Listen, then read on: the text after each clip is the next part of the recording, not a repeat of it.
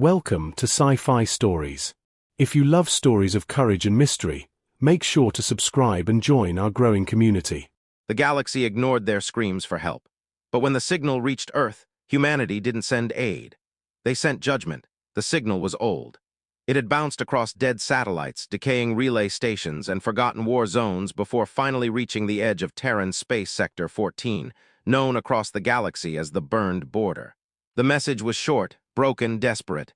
This is the Talanari colony of Jurex IV. We are under siege by slavers, non-combatants, mostly young. Please, anyone, help us. The Talanari were not warriors. They were avian non-Deathworlders, soft-skinned, fragile-boned, known for poetry, astronomy, and star mapping, not war. The Galactic Council never responded. Most assumed the colony was already dead. But the signal reached Earth. And Earth was different. Admiral Solene Varger stood on the command deck of the TSS Black Vow, staring at the decoded transmission. The bridge was silent. "A colony begged for help," she said coldly, and no one answered. Her first officer, Commander Idris, nodded grimly. 72 hours since the original transmission, if the slavers took the planet. "We're not sending aid," she cut in. He blinked. "We're sending a fleet." The Terran Vanguard arrived at Jurex IV in less than 20 hours, 8 capital ships, dozens of destroyers, hundreds of autonomous drones. Orbital drop pods loaded with the most feared soldiers in the quadrant. Humans, the slaver fleet, a mess of pirate technology and outdated plasma shields, never had time to flee. The first salvo from the TSS Red Hammer split their flagship in half. The second erased their orbital platform entirely. By the time the slavers tried to broadcast surrender, there was nothing left to answer. On the surface, Captain Thrikali hid in a cave with over 100 terrified Talanari younglings when the sky roared. Then it screamed.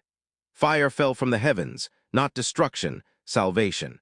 Sleek metal pods punched through the clouds, deploying Terran Marines in exo-armor, visors glowing, weapons humming with restrained violence. "Hostiles?" one Marine asked, scanning the cave. Thrikali gasped. "And no, only survivors." "Then stay low." The Marine tapped his comm. "Nest located, package secure." Above them, thunder rolled again. More humans were landing. When the battle ended, there wasn't a single slaver left alive. The survivors were gathered in the ruined Capitol Plaza, shivering, wounded, alive. Admiral Varger stepped forward, armor scorched, helmet under her arm, eyes burning like twin stars. Captain Thrikali bowed low, wings trembling. We expected no reply." She studied him carefully. "You called for help without knowing who we were. We've never spoken. Why would Deathworlders come for us?" Her answer was iron wrapped in fire. "Because you asked." The next day, Terran ships began rebuilding. Engineers deployed modular habitats. Medics treated injuries with terrifying efficiency.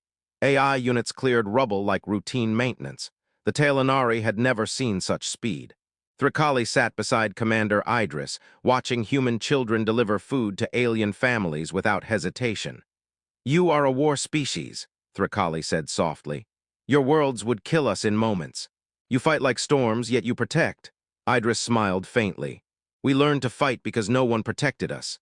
Then why protect others?" He glanced down at a small Talanari child clutching a ration bar. "Because we remember what it feels like to scream for help and be ignored." Across the galaxy, panic spread. The Council called emergency sessions. Analysts debated human motives. Military leaders demanded answers.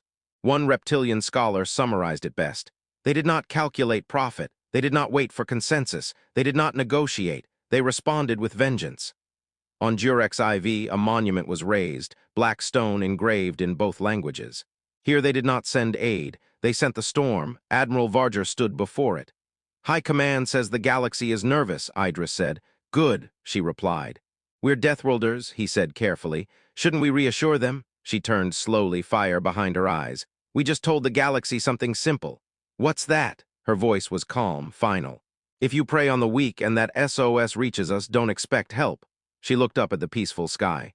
"Expect judgment."